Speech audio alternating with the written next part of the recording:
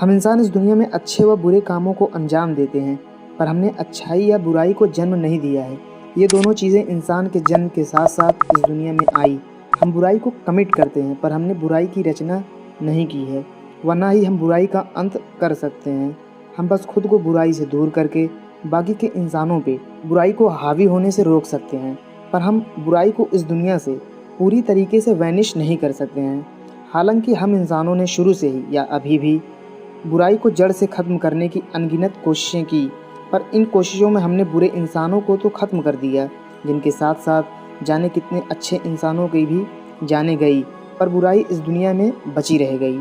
आप कोई भी धर्म उठा के देख लो, जिनके ग्रंथों के अनुसार हमने जाने कितने युद्ध बुराई के खिलाफ लड़े, कितने भगवान या पैगंबर इस दुनिया में आए, पर बुराई हमेशा से बचती आ रही है। हम युद्ध लड़के खून खराबा करके बुरे लोगों को तो मार देते हैं, पर बुराई शेष रह जाती है।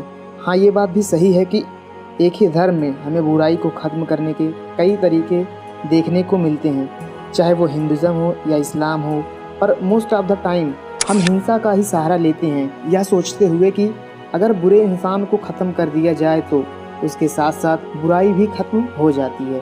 पर अगर ऐसा होता तो महाभारत में पांडवों की कौरवों पर विजय के बाद या श्री राम के रावण का वध करने के बाद इस दुनिया से बुराई का अंत हो चुका होता, पर ऐसा नहीं हुआ, क्योंकि दुनिया का हर एक इंसान बुराई व अच्छाई के कहीं बीच होता है। मतलब कि उसमें बुराई व अच्छाई दोनों ही होते हैं।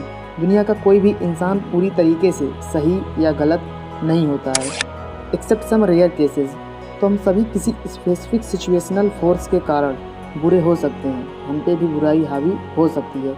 ये सिचुएशनल फोर्सेस कुछ भी हो सकते हैं, जैसे कि इग्नोरेंस, डिस्क्रिमिनेशन, ट्रॉमा, या पास्ट में कोई इवेंट जहाँ पे आपका एक्सट्रीम टॉर्चर हुआ हो। हाँ, ये बात भी सही है कि हम selfishness, greed of power, money, name, fame या लस्ट की वजह से भी बुरा मार्ग अपनाते हैं, पर इस बुराई को ख़त्म करने के लिए हम इंसानों को ही ख़त्म करते चले तो एक टाइम पे कोई इंसान ही नहीं बचेगा, और हम इंसान अच्छाई व बुराई दोनों के वाहक होते हैं। अगर हम किसी बुराई को ख़त्म करने के लिए इंसानों को ही ख़त्म करना स्टार्ट कर दें तो अच्छाई किसके ज़रिए फैलेगी।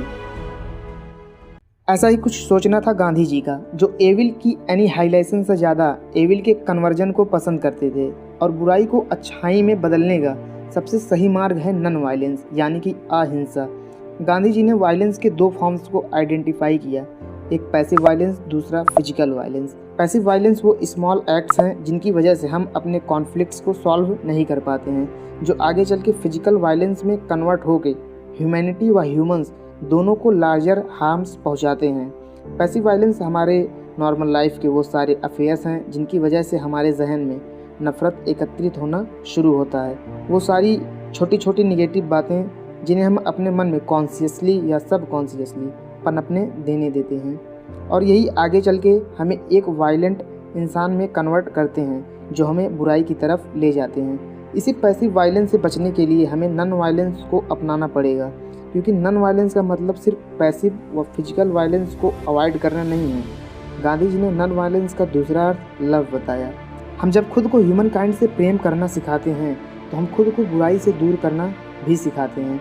साथ साथ हम दूसरों के मन में बाकी के ह्यूमंस के लिए भी प्रेम पैदा करते हैं। इससे हम बुराई को पूरी तरीके से ख़त्म तो नहीं कर देते हैं, पर इसे इंसानों से मीलों दूर कर आते हैं, जिससे ह्यूमंस भी बचे रहते हैं तथा इनके ज़रिए अच्छाई व प्रेम भी फैलता है। ऐसा नहीं है कि नॉन वायलेंस गांधी जी की इन्वेंशन थी या हिंदुज़म के उपनिषद में बहुत पहले से थी, और ये बात गांधी जी ने खुद कही भी है कि I have nothing new to teach the world, truth and non violence are as old as the hills. पर गांधी ने नॉन वायलेंट एक्शन को ऐसे लेवल पे पहुंचाया जिसे पहले कभी अचीव नहीं किया गया था।